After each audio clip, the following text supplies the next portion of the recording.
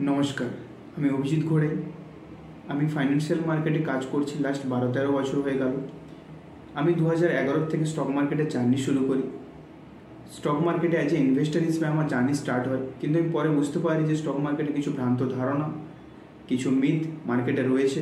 তাই আমি stock market ভালো করে শেখা শুরু করি এবং 2019 থেকে আমি স্টক মার্কেটে ক্লাস করানো স্টার্ট করি। কিছু স্টুডেন্টদের আমি স্টক মার্কেট শেখাই। এই ধারণার উপরে আমি একটা বুক পাবলিশ করিয়েছি।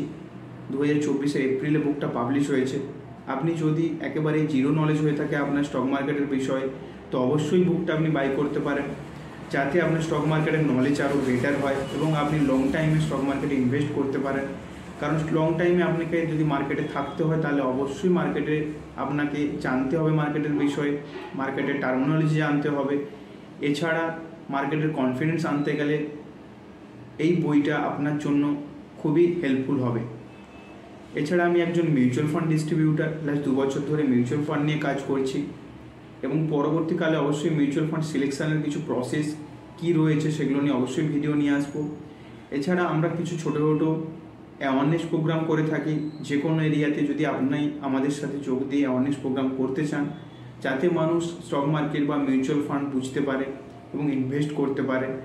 কারণ এগুলো না জানলে ভুলভাবে কোনো ইনভেস্টমেন্ট একটা মানুষকে ভুল জায়গাতে অবশ্যই নিয়ে যাবে। সেই কারণে স্টক মার্কেট বা মিউচুয়াল ফান্ড ঠিকভাবে জেনে ইনভেস্ট করাটা দরকার।